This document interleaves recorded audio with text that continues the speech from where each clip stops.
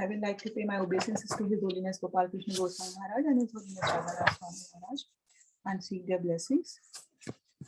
So we will be starting chapter 10 today. Okay, and does anybody know the title of this chapter? Opulences of the Divine. Opulence of the Divine, yes. So of the Absolute. So this has 42 verses in it. And it is further divided into 4 sections for our convenience. Verse number 1 to 7 will discuss that Krishna is unknowable and he is source of all. And 8 to 11 is like talks about pure bhakti, that is the essence, that is the sar of Bhagavad Gita. It is called Chatur Shloki Bhagavad Gita. So Krishna has put the essence of Bhagavad Gita or teachings of all Bhagavad Gita in these 4 verses, 8, 9, 10 and 11. It is called Chatur Shloki Bhagavad Gita. And from 12 to 18, Krishna accepts like Arjuna accepts Krishna's supreme position. So that verses are there from 12 to 18. And after that, in 19 to 42, Krishna will tell of his specific opulences, vibhutis. So it is this chapter is also called Vibhuti Yoga because it is mostly about the opulences of Krishna. So now we know that in the 9th chapter, we discussed about Ananya Bhakti, pure devotional service. And the last verses were highlighting the pure devotional service. And when the chapter 10 begins, now this chapter 10 is not beginning with any question from Arjuna. Because in the last chapter, when Krishna was describing about bhakti, he was in so much ecstasy that he just wanted to continue that topic further in the next chapter. And so in this chapter, Krishna now will tell him about himself, about his opulences. So we'll see how it goes. So Krishna, the unknowable and the source of all. So this is the first verse for today. Will anybody like to recite? I will go, Mataji. Yes. Hare Krishna. Shri Bhagavan Uvacha Bhuya Eva Mahabaho Shrunu Me Paramam Vachaha Yatte Aham Priyamanaya Vakshami Hitakamyaya. The Supreme Personality of Godhead said, "Listen again, O mighty armed Arjuna. Because you are my dear friend, for your benefit I shall speak to you further, giving knowledge that is better than what I have already explained." Okay, thank you, Harshad. So Krishna is saying Bhuya Eva Mahabhaya. Bhuya means again, hear from me. Shinu, we have discussed this word Shinu in 7th chapter, in 7.1. So again, Krishna wants to give some Paramam Vacha, supreme instruction, supreme knowledge, wonderful knowledge to Arjuna. And he's saying why he wants to give this knowledge, because you are Priyamana, you are very dear to me. So I will be telling you, and for your own benefit, Hit Kamaya. So now we know that Krishna, the Arjuna is a dear friend of Arjuna, and this has been highlighted once in 4th chapter also. In 4th chapter, 3rd verse, it was like Sa Eva Mayatevya Yoga Pukta Pratana Bhaktosime Sakha Cheti. So Rahasyam Hai Uttamam. So in that also Krishna says, I am going to give this transcendental knowledge to you because you are a very dear friend and devotee of mine. And in the last chapter 18.65 also Krishna says, Bhakta Asime Priyomasi. Manmanabha Bhakto Mudhyaji Mam Namaskaru Mami Vishasi Satyam Te Pritiyane Priyosime. So he calls Arjuna as his priya devotee, as his loving devotee. And that's why Krishna is giving this supreme knowledge to him. And then he says that this knowledge will be of benefit to you. So in other words, whatever knowledge Krishna is giving in Bhagavad Gita is so that devotees can benefit from it. Okay, by taking this knowledge and then applying it, using their intelligence. So that is the main message in this verse. And we know that Krishna is like full of six opulences. He has full fame. He is known for his full fame, full power, then full wealth and beauty, knowledge, renunciation. So these are the six major opulences of Krishna, which he has in full, as told by Parashar Muni. But in this chapter, Krishna will be describing his various specific opulences that are general opulences which he has. So in this, we'll see from verse number 19 to 42 that he will be describing various specific opulences, like out of mountains, he is like Himalayas. Similarly, other examples he will give in this chapter. And again, it's called like Shinu. Shinu means you hear from me. So when we hear in the association of devotees from Bhagavad Gita, definitely it benefits us. It increases our devotional service. And Krishna is going to tell his opulences in this chapter, because after knowing about greatness of Krishna, what will happen? It will enhance our bhakti. It will increase our devotional service. So it's important to know about the various opulences of Krishna, because when we come to know that how great Krishna is, definitely we'll surrender unto him. Okay, in this material world, also people surrender to great personalities, like they will take shelter, or they will become devoted to something who are doing some wonders, or they are doing some mystic yoga, or a famous cricketer, or a famous politician. So they want to take shelter of those persons. So similarly, we get to know about the opulence of Krishna, greatness of Krishna. It will lead to surrender unto Krishna. So that's the way it goes. Now, in the second verse, Krishna is saying that neither the host of demigods nor the great sages know my origin opulences, for in every respect I am the source of the demigods and sages. So in the next verse itself, Krishna is saying that nobody knows him. And why nobody knows him? Because he is the source of everything. Sarva Karana Karanam, Ishvara Parma Krishna, Sachidananda Vigraha. Okay. So he is the cause of all causes. So that's why everything is coming from him. Okay. Before creation, he only existed. And after that, everything come into being, even these demigods. We all know that Brahmaji is born from the lotus stem of the Mahavishnu, Garbhodakshay Vishnu. And then from that Brahmaji, when he wanted to do that secondary creation, so he performed like austerities for 1,000 demigod years. And then in that, after that, he Krishna was manifested in his heart, and he like guided him how to create. And then Brahmaji did the secondary creation, which we'll be studying in detail in Bhagavatam. So before Krishna, nothing existed. So he is the source. So when somebody is the source, it's difficult to know for the created beings to know the source in full.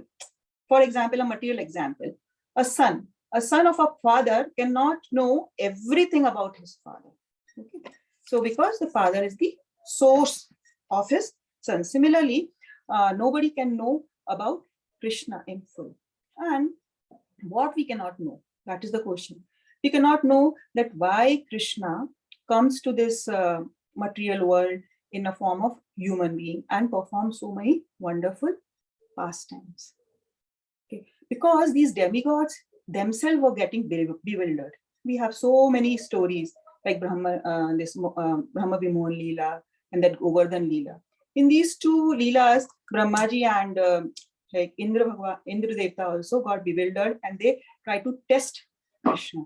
So that's why it's very difficult for us, a small living entity, to know about Krishna. But Krishna says that, like Prabhupada says in the purport, a devotee can know about Krishna. Why a devotee can know? Because Krishna, by his causeless mercy, he gives the knowledge from within. Okay.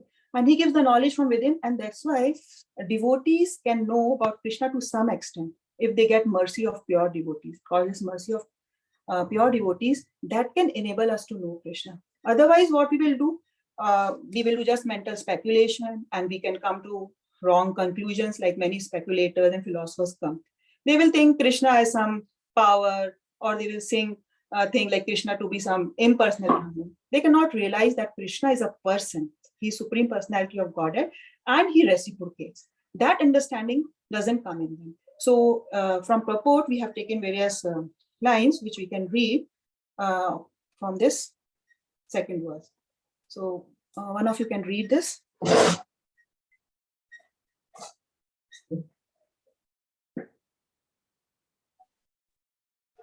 Mataji, I will read. Yes. No one can understand why the Supreme God comes to earth as an ordinary human being and executes such wonderful, uncommon activities. One should know then that scholarship is not the qualification necessary to understand Krishna. Okay, thank you, Rajeshwari. So this is self-explanatory, what we cannot know. Similarly, this is also from purport that even the demigods and great sages have tried to understand Krishna by the mental speculation, but they have failed to do so. We can actually understand Krishna, who is eternal, full of bliss and knowledge, simply by studying his words in Bhagavad Gita and Srimad Bhagavatam.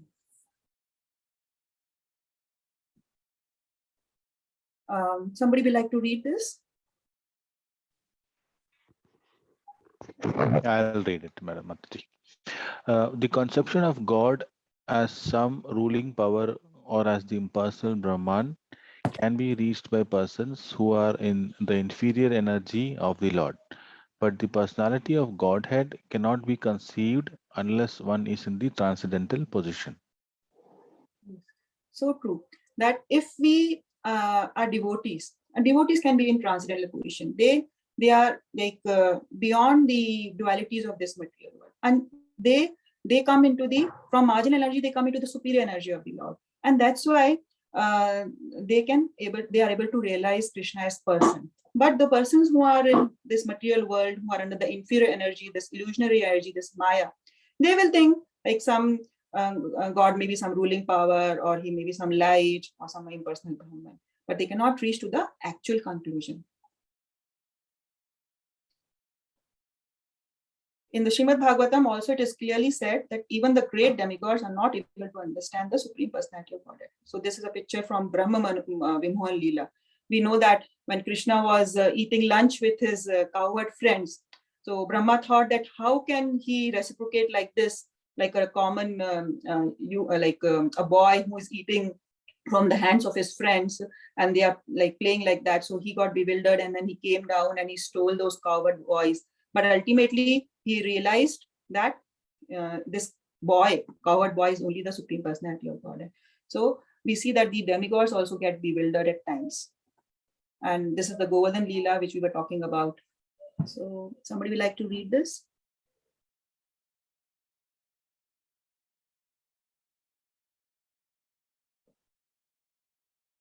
I will read if nobody is volunteering. Because most men cannot understand Krishna in his actual situation. Out of his causeless mercy, he descends to show favor to such speculators. Yet, despite the Supreme Lord's uncommon activities, these speculators, due to contamination in the material energy, still think that the impersonal Brahman is the Supreme. Only the devotees who are fully surrendered unto the Supreme Lord can understand, by the grace of the Supreme Personality, that he is Krishna. The devotees of the Lord do not bother about the impersonal Brahman conception of God. Their faith and devotion bring them to surrender immediately unto the Supreme Lord, and out of the causeless mercy of Krishna, they can understand Krishna. No one else can understand him. Thank you, Ashok. So this is like a summary of whatever we have discussed. Only devotees, by the causeless mercy of Krishna, can understand Krishna. It's not possible for others to understand Krishna because they're in the illusionary energy of Krishna. Okay, so this is about this verse. So even the demigods and great sages cannot understand Krishna. They can understand neither his name nor his personalities. So what is the position of so-called scholar of this tiny planet? And we know that we have discussed this in 7th chapter also, that it is very rare to get this realized knowledge. Manushya nama sahishreshu kaschin yatati siddhaya yatatamapi siddhana kaschin mameti tatvata. Out of many thousands among men, one may endeavor for perfection. And of those who have achieved perfection, hardly one knows me in truth. So it's very rare tattvata to know Krishna tattvata, because in 4th chapter also Krishna says 4.9 Janma karma cha me divyam imam yuveti tattvata twakta deham punarjanma meti ma meti. So Arjuna. So it's very difficult to know Krishna's pastimes, why he takes birth, janma, karma, they are transcendental. And Krishna is saying in 4th chapter that one who comes to know this, he will not take birth in this material world only. So it's very rare to realize this knowledge about Krishna. And that's why what this is being highlighted in this verse also. It's very difficult to understand about Krishna. Even demigods get bewildered. So in the next verse, Krishna says that, okay, it's difficult to understand Krishna, but one who comes to know about Krishna, what will be the result? He will be freed from all the sins. So yo mam ajam anadim cha veti lokamaheshwaram asumudya samritteshu sarva papa pramuchyate. He who knows me as the unborn, as the beginningless, and as the supreme proprietor of all the worlds, he only, undiluted among men, is freed from all sinful reactions in this world. So here we know that Krishna is unborn and beginningless, and he is the supreme proprietor. If we come to this knowledge, what will happen? We will become free from delusion. And once we become free from delusion, we will come out of this illusionary energy of Maya, and we will be free from all sinful reactions in this world. Now, how to understand Krishna as unborn and beginningless? We might thought that, okay, we have studied in the 2nd chapter that soul is also unborn and soul is also beginningless. Okay. So then what is the difference? So the difference is that though the soul is unborn and beginningless, but when it comes to the material world, it has to take a material body. It takes birth and that material body dies. But this is not the case with Krishna. Krishna's body is transcendental. He comes into this, appears in this material world in his transcendental form, in his Sachidananda Vigraha form. So he doesn't have anything material. His body, soul, mind, everything is transcendental. So that is the difference between soul and supreme soul. And at the same time, it's like here it is told that he is the supreme proprietor. He is Sarva Loka Maheshwaram. And this we have discussed in the 5th chapter also, in the 5.29 verse, where Krishna says, Abhoktaram Yagyatapsam Sarva Loka Maheshwaram Suhidam Sarva Bhutanam Shanti. Gyatvam Shanti. Okay, so there also it was called that he is the supreme proprietor. So that is the difference. Like nobody can claim to be the supreme proprietor, Sarvalok Maheshwaram. We as a living entity, we don't know even about our body. Like we are not, we say that we have so many things to in control, but we know that we don't know about this body itself. So we are very small controllers in front of Krishna. So that is the difference between Krishna and us.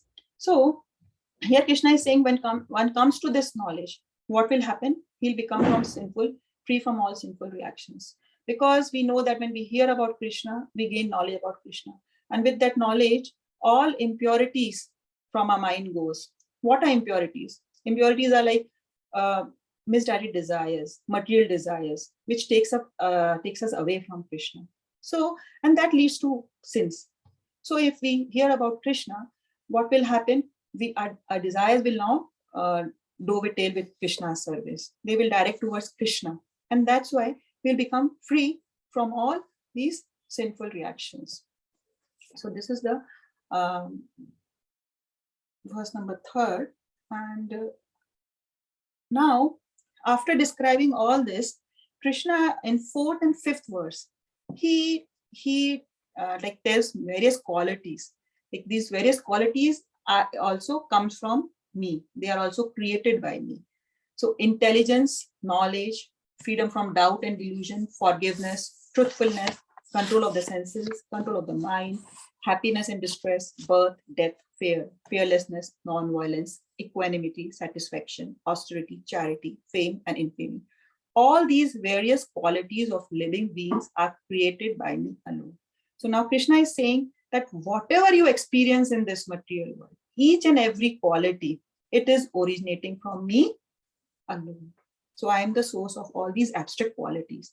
And in the coming verses, he still, I am not only the source of these abstract qualities, I am also the source of everything, all the creatures also, I am the source. So we will one by one discuss about these qualities. Why?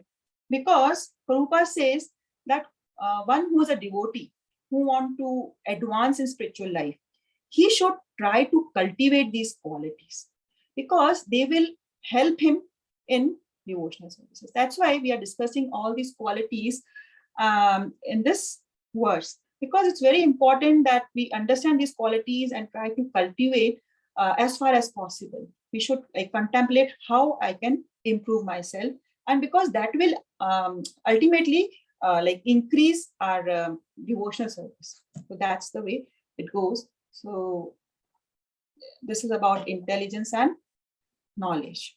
So somebody will read. Mataji, Ashita? can you Yes. go back to the previous slide, Mataji? Yes. Yeah, here you mentioned about fear, right? Yes. Fear and fearfulness, fearlessness. How to understand this? Do we have to really cultivate fear? Or? Okay. Actually, Prabhupada says in this that how to understand that happiness and distress or miseries also come from Krishna. How come bad qualities, as such, we call them bad qualities?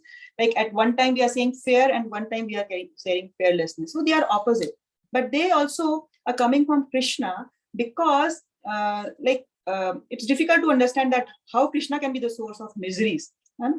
So in this context, Chaitanya Charan Prabhu explains that we have discussed this, what is darkness? Darkness is absence of light. That is darkness. So there is nothing as such darkness. So every bad quality is actually absence of the good quality. Okay. So like sun is there. When we are towards sun or facing sun, it doesn't create shadow. But when we move away from sun, it creates shadow. Okay. So shadow is like when we are moving away from sun. Similarly, if we have a good quality and if we are devoid of that quality, it makes that bad quality. So we will discuss again what fear and fearlessness, how it Krishna is the source of all these qualities. Okay. So that is the, you want to say anything about this? Yeah, I think so. The explanation will come, but you are right. It is absence of good is something. bad. Yeah. So in that way, we can understand that misery is also coming from Krishna, because now we have not happiness, or we are not happy. So absence of happiness or absence of pleasure is misery. Like, That's for example, shadow is coming only because the sun is there, right?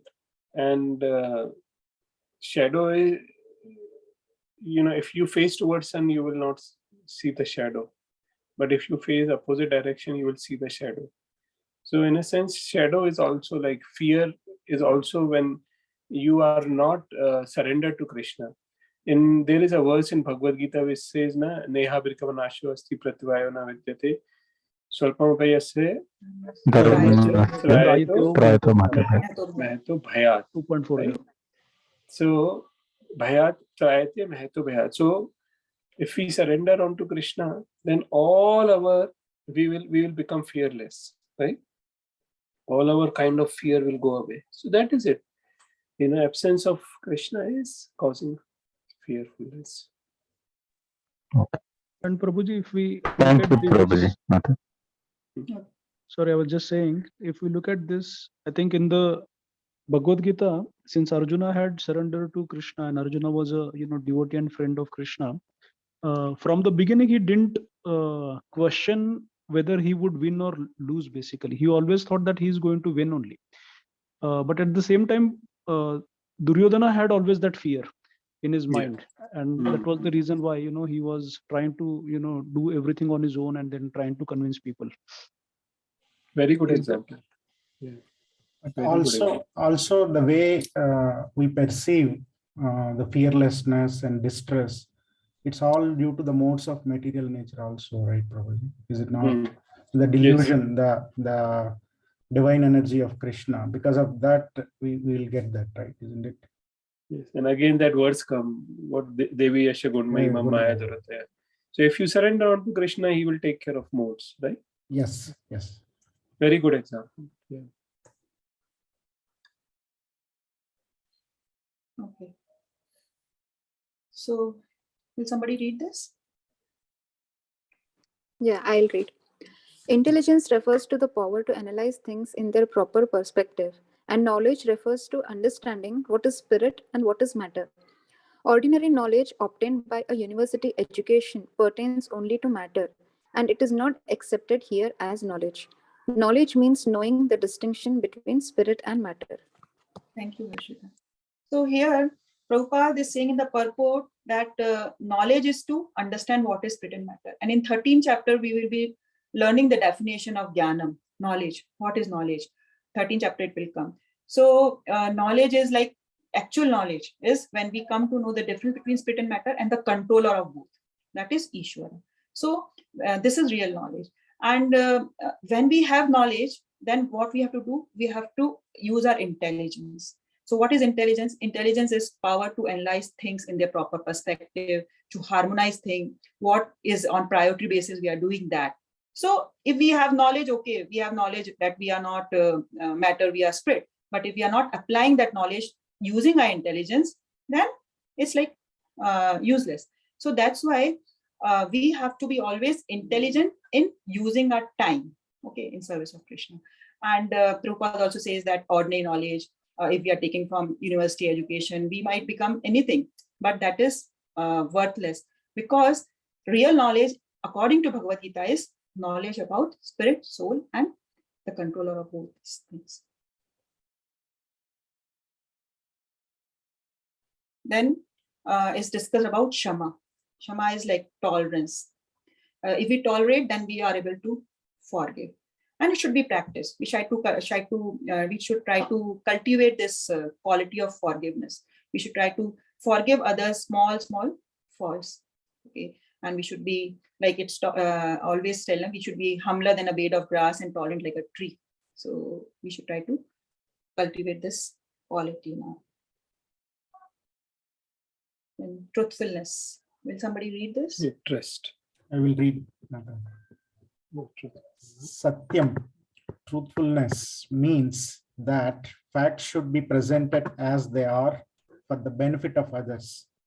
Facts should not be misrepresented. According to social conventions, it is said that one can speak the truth only when it is palatable to others. But that is not truthfulness. The truth should be spoken in a straightforward way so that others will understand actually what the facts are. If a man is a thief and people are wanted that he is a thief, that is truth. People are warned that he is a thief, that is truth. Although sometimes the truth is unpalatable, one should not refrain from speaking it. Truthfulness demands that facts to be presented as they are for the benefit of others. That is the definition of truth. So this is like from Prabhupada's purport. So he's discussing that we should try to speak truth which will benefit others. Okay, it should not be like, okay, good. It's palatable, so I'm speaking whatever the person like, even if it is false. No, we should cultivate that. We should speak the truth so that it can change or transform that person. It will make him realize that he is wrong. So facts should be presented as they are. So that is real truthfulness. Mataji, I have got one Yes. question on the previous slide. However, during the war, when the Pandavas were trying to kill Drona, and Drona had actually informed, Pandavas that he would probably stop fighting only when he would hear something unpleasant and things like that. So an elephant named as Ashwathama was killed, and then Yudhishthir was asked to mention, yes, Ashwathama was killed, but I don't know whether it's elephant or the real Ashwathama, that is Narova Kunjarova. So this is not a straightforward truthfulness, isn't it? So is it like for a larger purpose, this is accepted? See, when sunlight falls on flowers, on ocean, on everything, it also falls on a stool. So does sun becomes contaminated? No. So absolute is always remains as absolute, right? And we have to understand that when Krishna is saying something, it was Krishna who asked him, right? Yeah. It was not that he wanted to speak something on his own for his own sense gratification. It was on the higher purpose of religiosity, right? So killing also, we can say, right? That forgiveness, here we spoke about forgiveness, right? Shama. So Arjun should have forgiven them. So why did they fight? Right? True. So when something is for a higher purpose under the direction of Krishna for a spiritual cause, then it is at an absolute platform. It is not at a relative platform, right? So these things we have to understand. When Krishna is asking something, then they are at absolute, like the example of the sun, right? Sun doesn't get contaminated even if it falls on a stool, right? So we have to understand those things in a higher perspective. And we have discussed this about truthfulness. Like it depends on the context. Like if a butcher is there and a cow is running and somebody says truth, that butcher will kill the cow. So at that time, the truth, telling lies is allowed. So similarly, it depends on what context. Okay.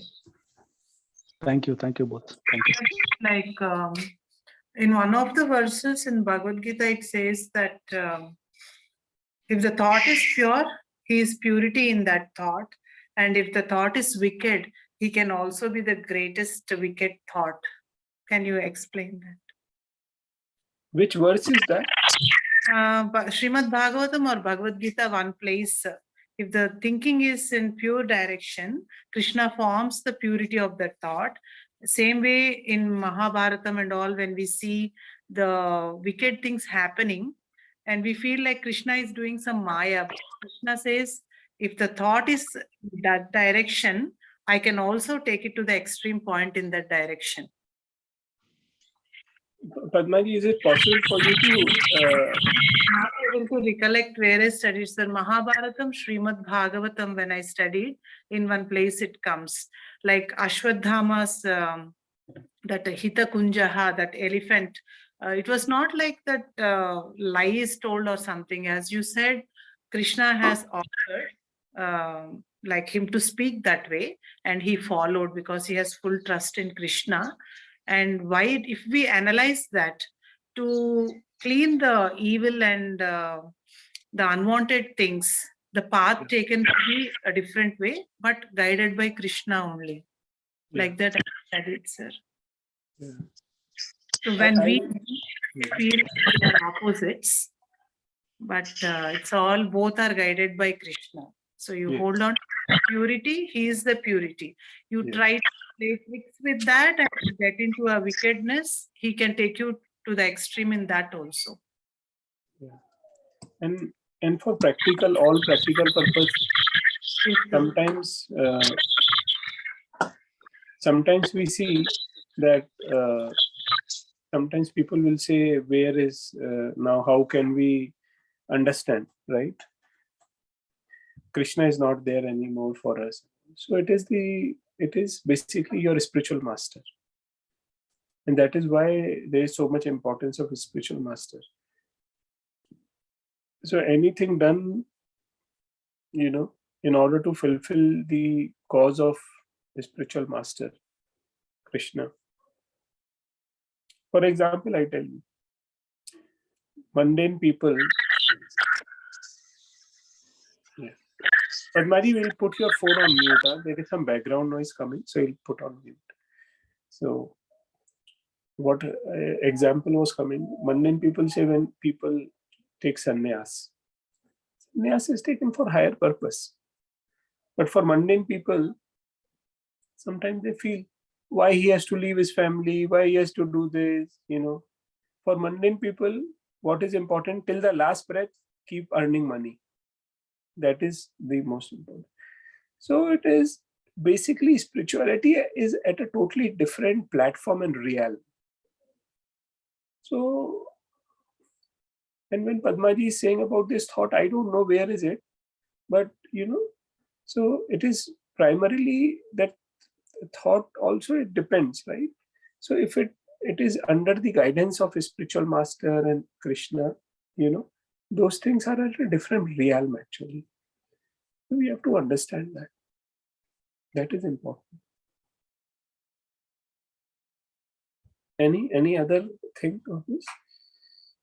Okay, we'll go ahead. And okay, Alu, from this, it was discussed that Sukha and Dukh was also there in that verse.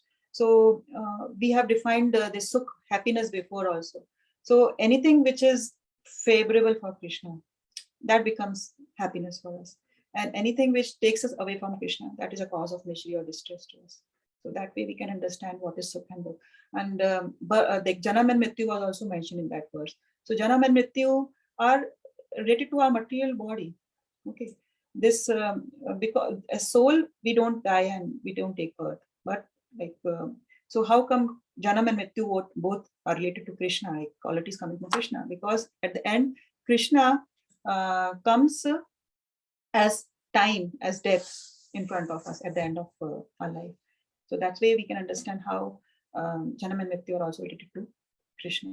And then he talks about control of senses, which we have discussed so much in Bhagavad Gita. So that is very important for advancing a spiritual life. We should try to practice control of our senses, okay, because they are serpents.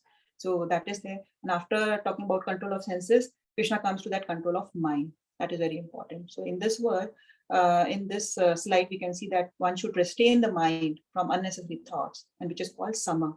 And control of senses is dhamma. So one should not spend one's time pondering over earning money. That is misuse of the thinking power. So Prabhupada explains that non-devotees, their only thought is like, how can I earn more and more money? So that is materialistic thought. You are unlessly wasting your whole life in earning money, and it will go one day. So Prabhupada says, instead of that, you control your mind, like do sadhana chart, mind control chart. That's why it's important. And this control of mind will lead us advancement in Krishna consciousness. So we should try to restrain these unnecessary thoughts. We talk in Japa talks also, like doing chanting, our mind goes here and there and all, but we have to again and again bring back our mind towards hearing Krishna's name. So that is very important.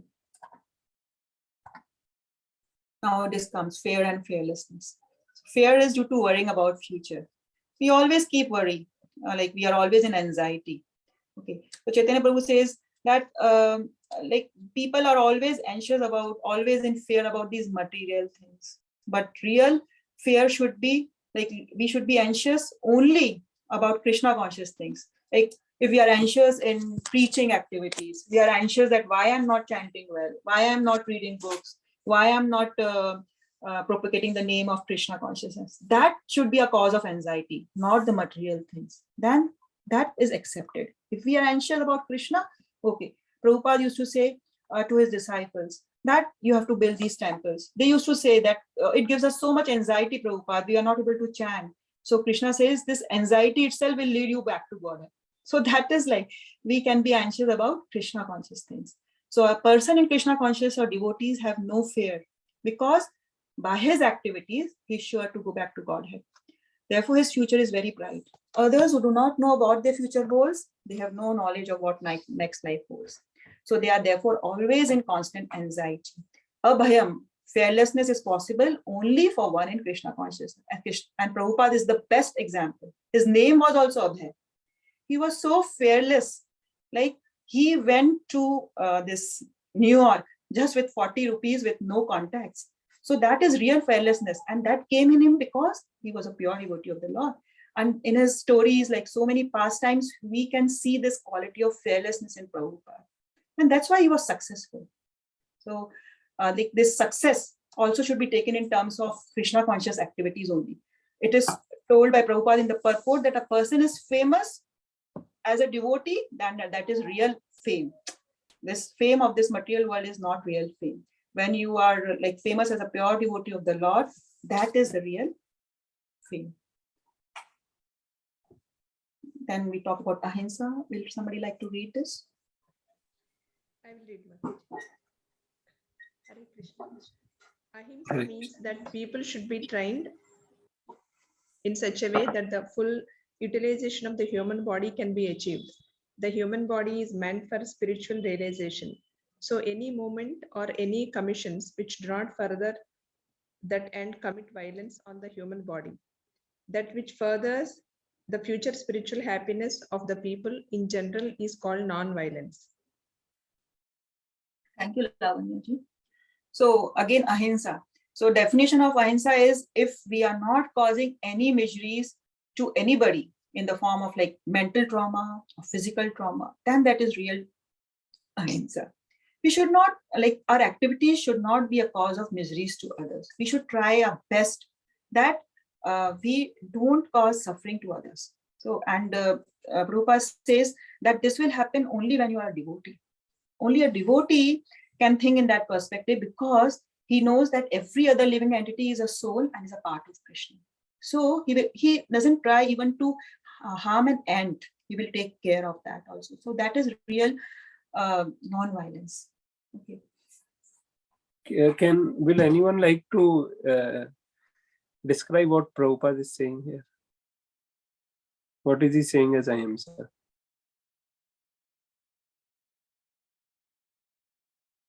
Because this is again, I want you to share what do you think what Prabhupada is saying. Very deep. Yeah. Here, Prabhupada Prabhuji is telling that you should properly use this divine body. You should not waste this opportunity and misuse it. Yeah. If you are misusing it, if you are using this It is body for ahimsa. anything other than spirituality, Yes, sir. then it is ahimsa. then it is hinsa. So ahimsa is only when we use this body for a spiritual purpose. Right purpose. Such a deep. It is not that he's talking hinsa is this and ahimsa is that, and Yes. not about Gandhi's. Is he saying perform a karma as an instrument of Lord? Yeah. Right. Everything. Yes. Right? If you use this, there's like such a deep definition of ahimsa. Valuing your own body is himsa. Yeah. See, just sort of what do you call it? Just taking care of this body for material things and and talking a lot about ahimsa and all this is just what Prabhupada is saying. It is hinsa, because actually you're killing this body. Why? Because this body has been given to you after millions of births, and if we don't utilize it for the proper purpose, it's suicide. Then it is suicidal. It is hinsa. So, yeah.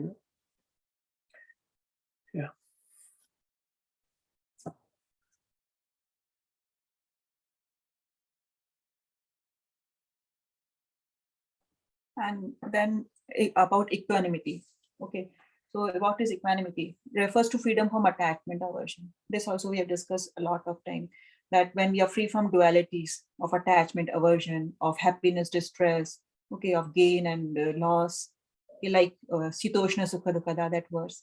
So that is equanimity. We should try to be like equal in all circumstances. We should not get disturbed. When happiness comes, we are elated.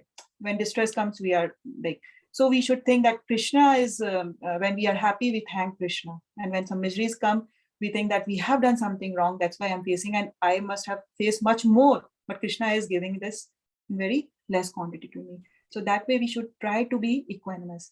And the material world should be accepted without this attachment or aversion. That which is favorable for pursuing Krishna consciousness should be accepted. So everything which is favorable for Krishna consciousness has to be accepted. and which is unfavorable, we should reject that. So that is equanimity. If it's for my good, for my self-pleasure, for my self-gratification, but it's not leading me to Krishna consciousness, I should reject it. We should accept only that thing which will help me to progress in Krishna consciousness. So that is written, that is called to be in an equanimous condition. And besides that, Krishna also talks about in this verse about austerity and charity also.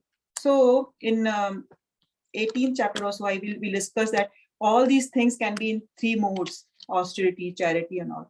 So Rupa says that we should not do austerities in a mode of ignorance, like this political dharnas, and they will do bhukartas and all, they will not. So that is in mode of ignorance. But if we are performing austerities for pleasure of Krishna, like we are fasting on Ekadashis, okay, we are doing Govardhan Parikrama, that is for pleasure of Krishna. So that type of austerity should be accepted. And similarly, charity also, if we are giving charity to a political organization or some terrorist organization or to a beggar, that is not real charity.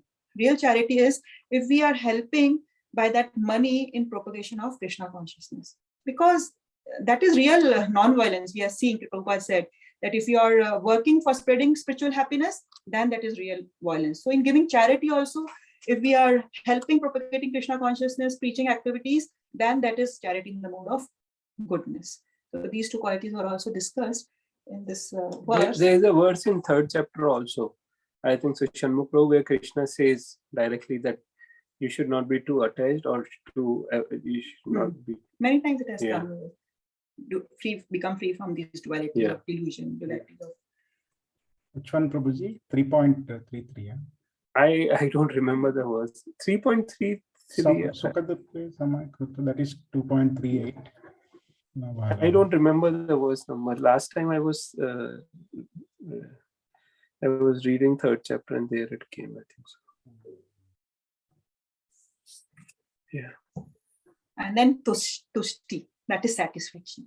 Means that one should not Mataji, be. I just have one cross question onto the previous verse you go. I just wanted to understand. See, this is in the context of Krishna consciousness, which is our natural, eternal position of the living entity.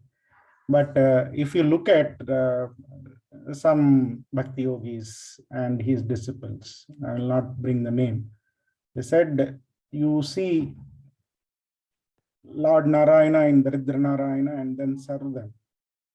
But that is not going to, it is, see, the spiritual consciousness will get rid of his miseries forever. But there are so many quotations on that. Why we are saying that that is nowhere useful, and we have to do the charity only in spreading Krishna consciousness. And also, I remembered in Bhagavatam that I think I'll bring it in between. I just wanted to bring that verse.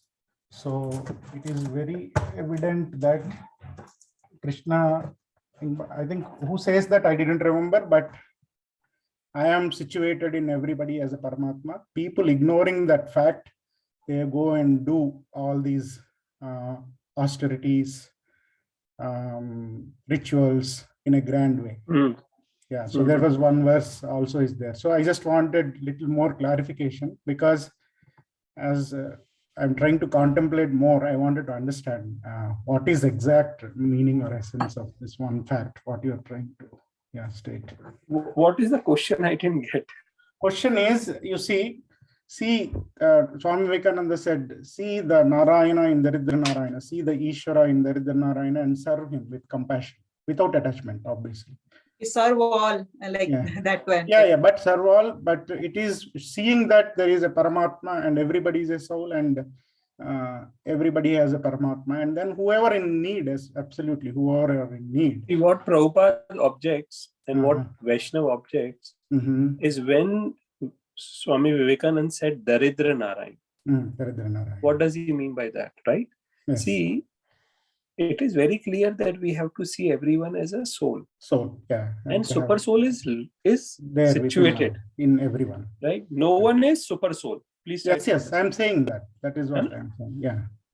So, so what is your question, Shanmugh? No, when we say, he said that Sar Daridra Narayanas, and then here we are saying we should not do charity other than in Krishna consciousness. See, Right? what we, so see, it is not that we should not give charity. Please try to understand. What we are objecting to is what he's saying as Daridra Narayan. Mm-hmm. Not that you should not do charity. See,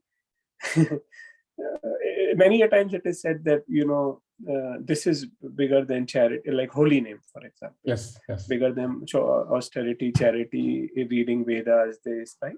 But again, Bhagavad Gita and Bhagavatam are part of Vedas. So we have to understand things in right context, basically, right?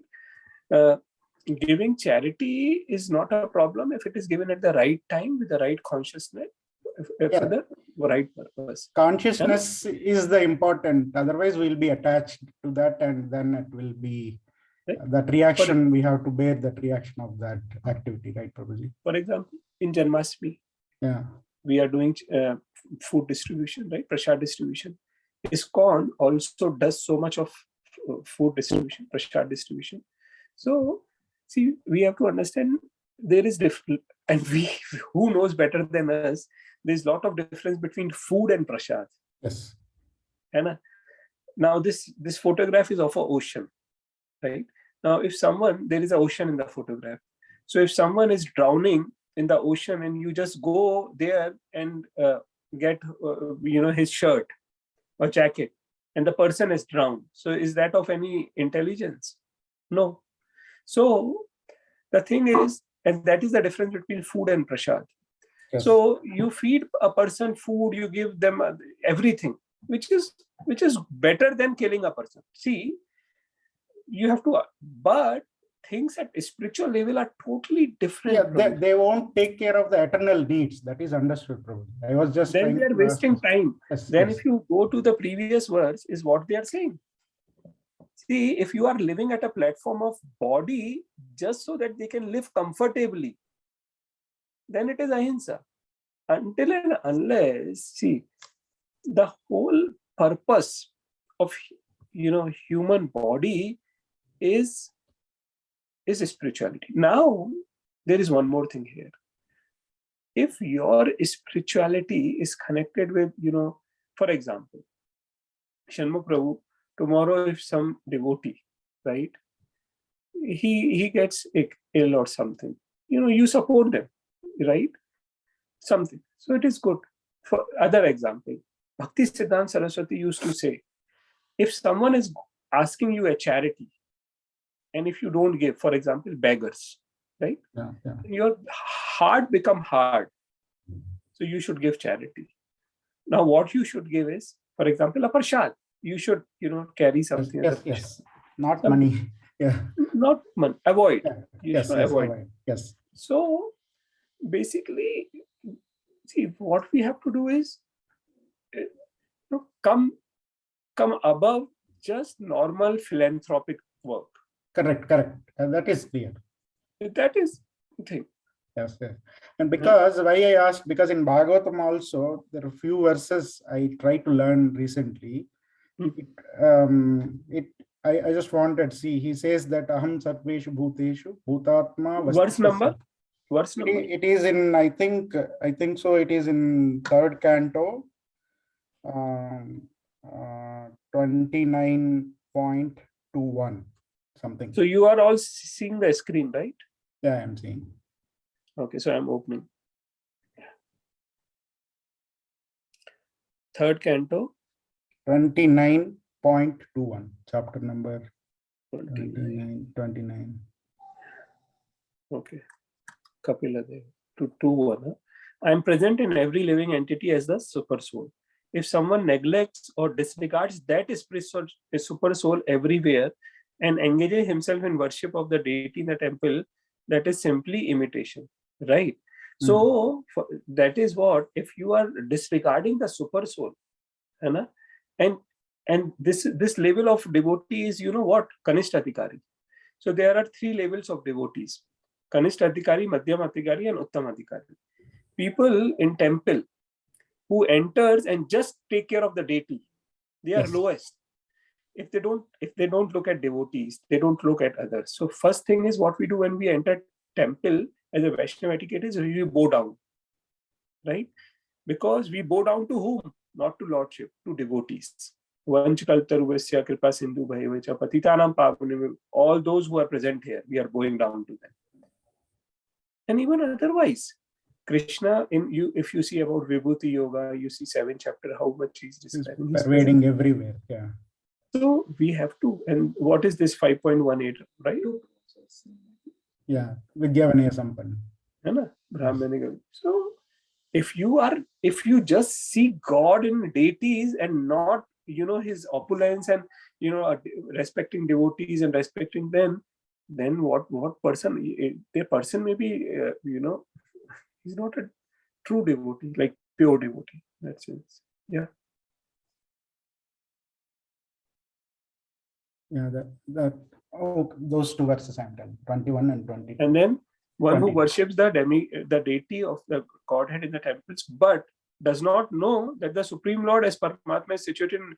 So these are, of course, this verse is saying that devotees, and we have to respect them so much.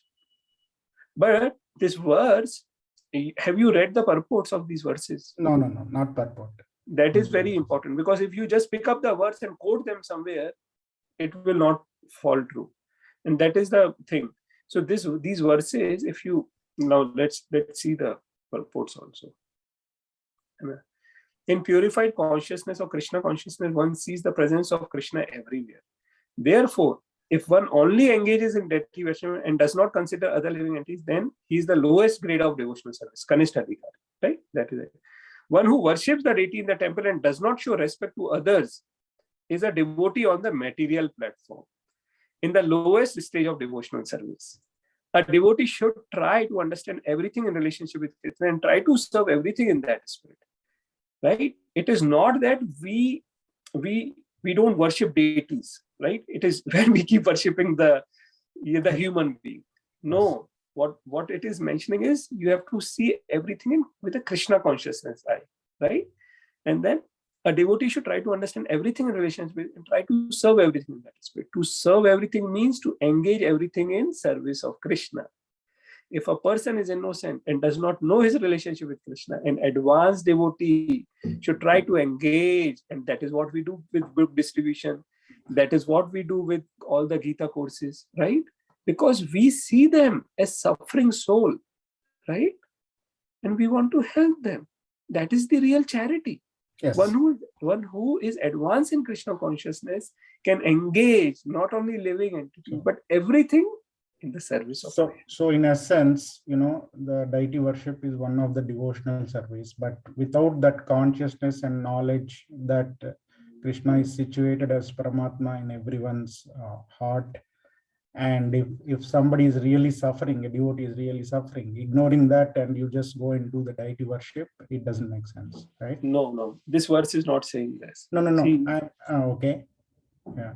This verse is not saying that. See, you have to read the whole chapter, and that is why it is important that we read it. I don't know if you pick up these verses and quote them and without understanding them, that these are very dangerous things. Like we have discussed this. So we have to first understand the whole theme of Bhagavatam, of theme of Bhagavad Gita, the essence of this. They are not saying this, that, the thing is that understanding is not complete, right? What Prabhupada, it is, and that is why it is important for us to read the purports, because it's not that you don't see the super soul and you see temple. They are not highest of devotees. That nobody sees. I mean, that realization has to be there. Nobody can see it. It is theoretically people understand. If at least, unless they experience it, they don't know, right? But theoretically, at least if we read the scriptures, we understand that is at least there, right? As a super soul, they are present. Super soul is present. So Krishna is present as super soul in everyone's heart. Mm-hmm. Yeah, I understand that nobody can see it unless they experience it. It is as their consciousness will be gradually elevated. But my point is, so if somebody is so much attached to the deity worship, And with that name, let us say there is a true need which is taking care of God's own creation. We are all parts and parcels. If there is a need, and if he doesn't give importance to that.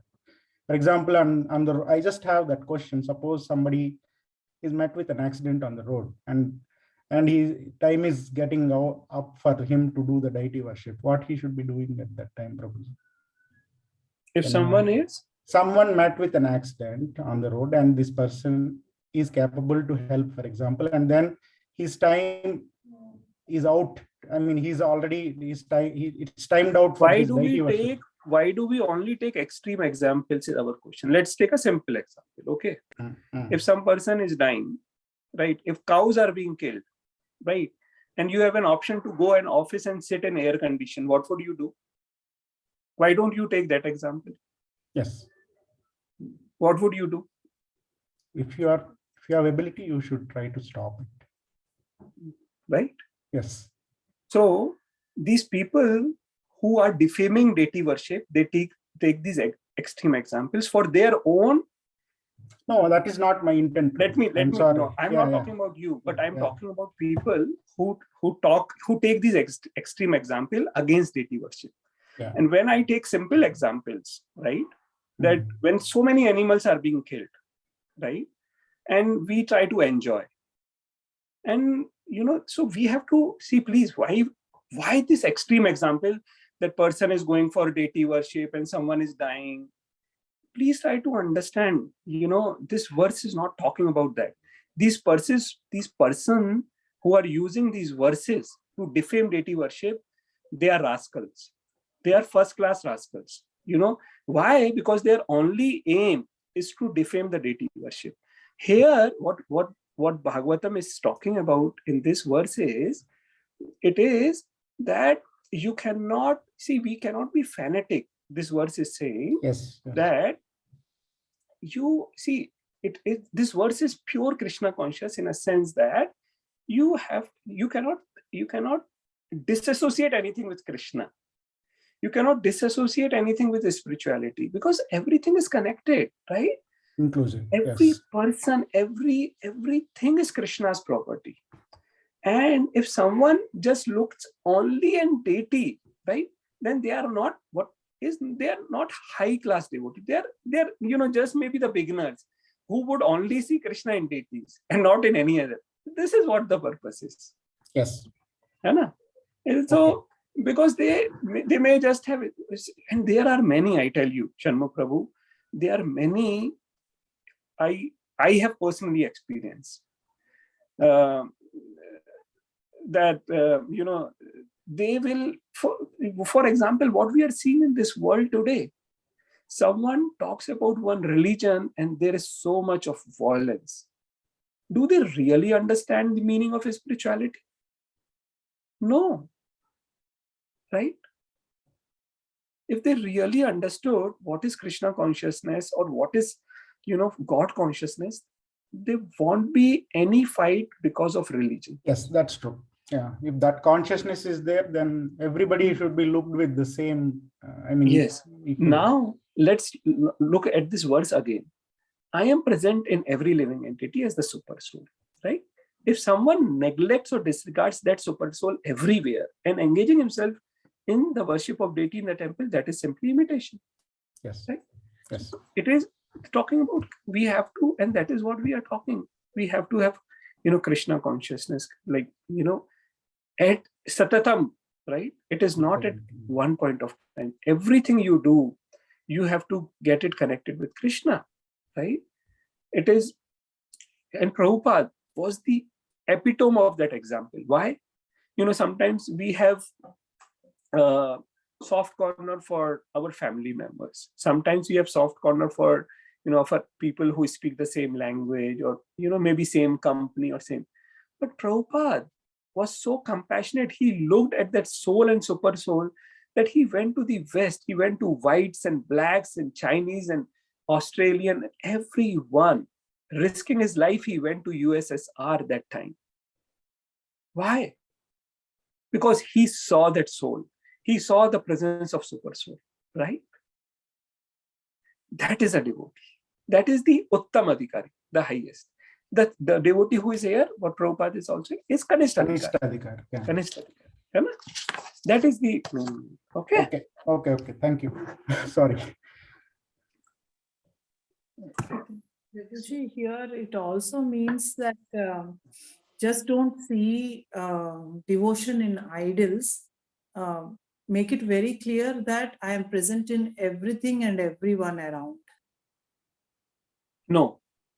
No, See, sir? there is a lot of difference between idol and deity. Okay, sir. Okay. For example, when we, as followers of Sanatan Dharma, when we worship Lord in temple, that is not idol. Okay. That is God himself. That is deity. Why? Because we have done proper pran pratishtha in them. You know, deity, there's a lot of difference between idol. Idol, like a statue, versus deity. Doesn't have any supreme consciousness. Yeah. Just like For a tree. Idol is like a tree or anything. Yeah. So that is why we don't call what we do as idol worship. We call it deity worship. And you know, there are so many examples that deity reciprocates with devotees, right?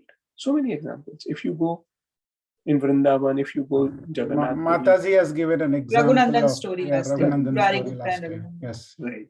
So that, and I tell you very frankly, Mataji, that you start loving your deities, right? And you will see the reciprocate. You know, you properly do that. Reciprocation, sir. I do feel reciprocation. In this particular verse, my doubt is, Prabhupada ji is trying to tell that super soul is present in every living entity. There's no difference between good, bad, right, and wrong, and everything is inside the super soul, right, Prabhuji? Yeah. Nothing is outside the super soul. Definitely, because super soul is also present in non-living matter. Yeah. And we should not be affected or worried by others' actions also. Our focus should be only on the super soul and self sadhana.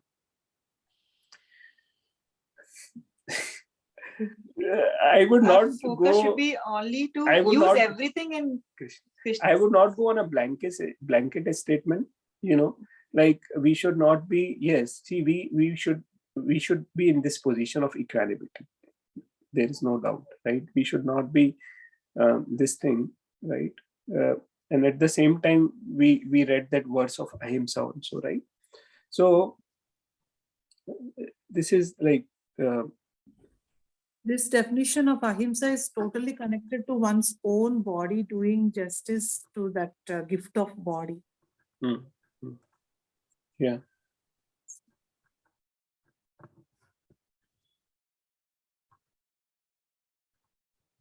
Thank you. Even non-living things have super soul. Yeah, all Shirodaksha Vishnu is present everywhere.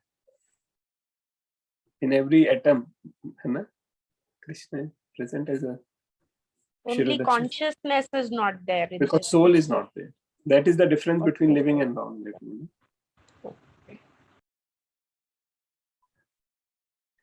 Padmaji, did you get the answer? I'm not sure what I little got confused. Or what is your question? I got the answer. So like many questions about right and wrong, that is right, this is wrong.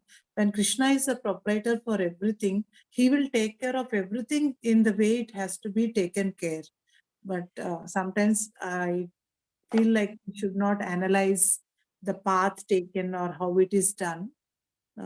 That part, when I find that verse where I studied in Mahabharata, I think, sir, I'll post and I'll ask the doubt. Yeah.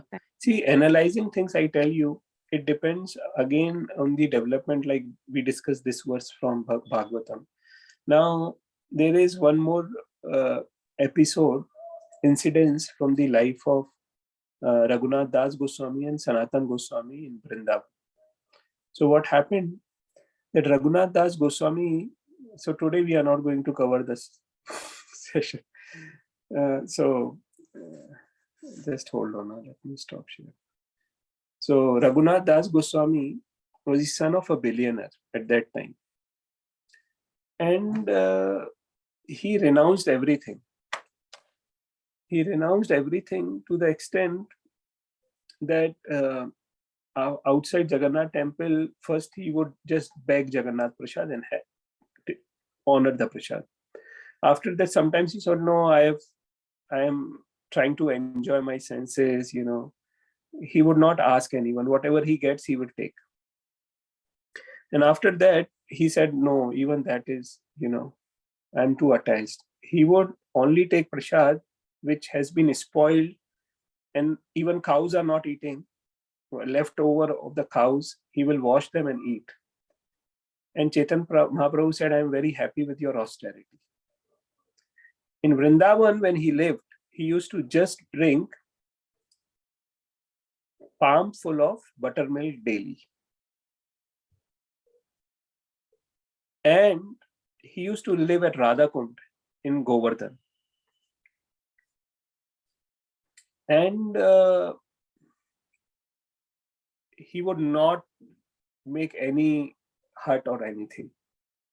So once he was drinking water, and there a tiger came.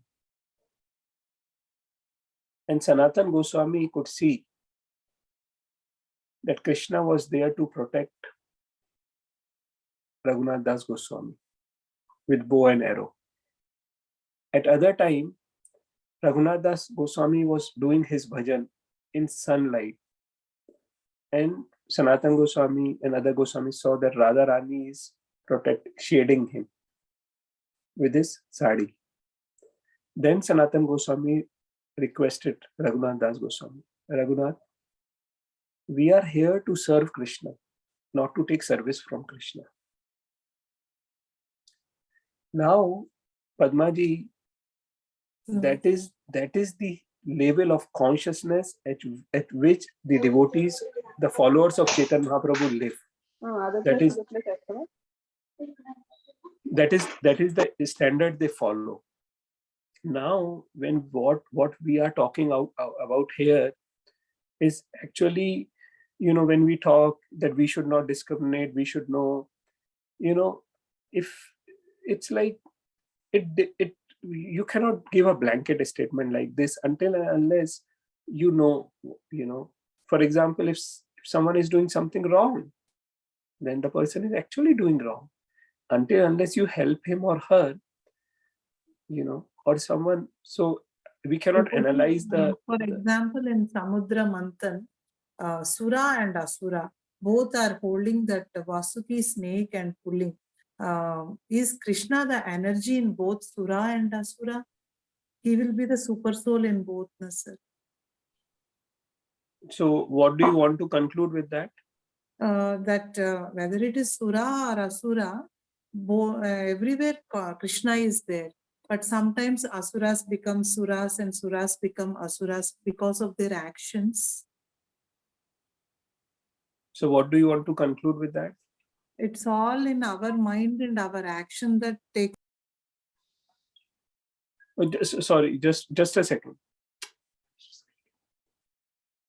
Just a second, Padmaji.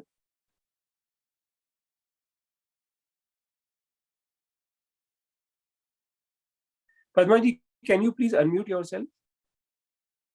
Yes, sir. So what did you want to conclude when super soul is present in Asura and Sura? Living entity has a super soul. Then the quality of it is same in both Sura and Asura. Also, there is super soul only. So many times, because of our actions and the way we live our life, we fall off to those categories.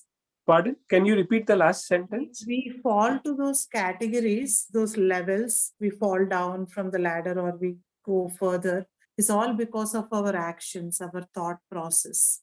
So this actual, can we consider this actual super soul energy as like electricity? And how I utilize that electricity depends on me. Can we say like that, sir? Like I can use the current to watch TV. I can use the current to light a lamp. I can use it in many ways. but the actual thing is current. Current remains the same and constant and pure always. So if someone is using, see, in there, everyone is given an independence, right? You said that. And if someone is using their independence in a wrong way, they will become asur. Yes. If someone is using their independence in a right way, they will be sur. And if someone is using their in a transcendental way, they will go to Golok Vrindavan. So they are bad people, they are good people, and they are devotees, spiritualists, pure spiritualists, right? So now what did you want to conclude with this? I want to understand that. Just by reading that verse where he says, I am present in everyone. So I just felt that why did like somebody speak a lie? Why did Krishna ask somebody to speak a lie? This and all are beyond our understanding. It is done. No, it is not beyond our understanding. When acharyas are explaining, yes, things are beyond our understanding sometimes, but acharyas, that is why they are explaining us. Yes. Right? Krishna has said, Evam Parampara Praptam. Chaitanya Mahaprabhu came, right? Yes. He has given us. So that is, see, that is why it is very, very important. Please try to understand one thing. If we want to really sincerely advance in our spiritual life, Chaitanya Mahaprabhu would not even touch a word of a Mayavad philosophy. Not even a word of Mayavad philosophy. You know, and he said that if we read a word of Mayavad philosophy, our whole life will be spoiled, right? If we go all around reading different kind of philosophies, only the conclusion will be we will get more and more and more confused. Why? Let me finish. Yes, Let me finish. Huh? Yes. So it is very, very important for us. It is mercy upon us that Chaitanya Mahaprabhu has come.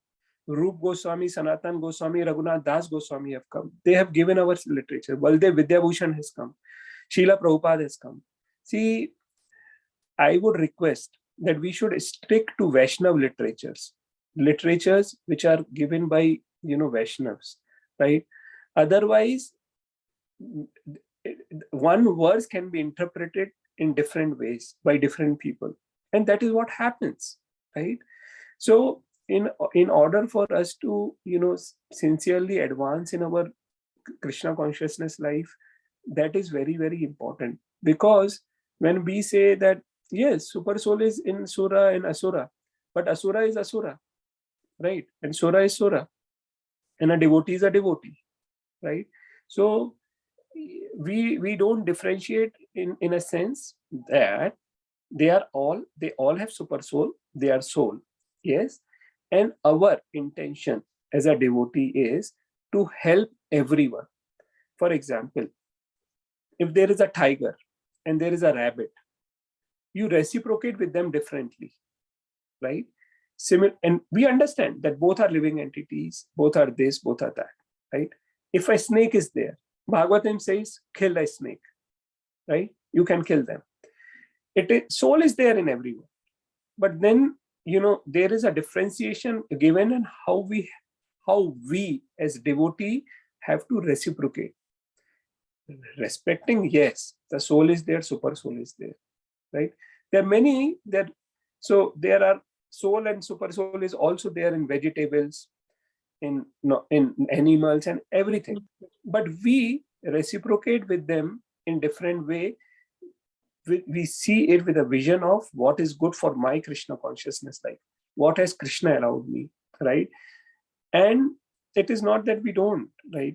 For example, if there is a non-devotee, if there is a person who is demonic, then yes, there is a soul there, there is a super soul there. We respect that. But for us, for ourselves, to help first ourselves, because if we associate with that demonic mentality, we will become polluted. Second thing is, do I have a capability to protect them, to help them? If yes, how best can I protect them? The best thing is you give them prasad. If they eat prasad gradually, sufficiently, their consciousness is purified. They will be able to hear and understand something, right? Otherwise, it is why is so much importance given of devotee association in Bhagavatam, in Bhagavad Gita? Why? If everyone is a soul and super soul, you associate with everyone.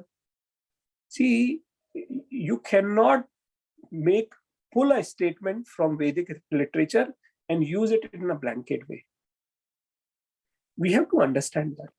We have to really understand that when, from the eye of an acharya, that how they are explaining you, how they are understanding.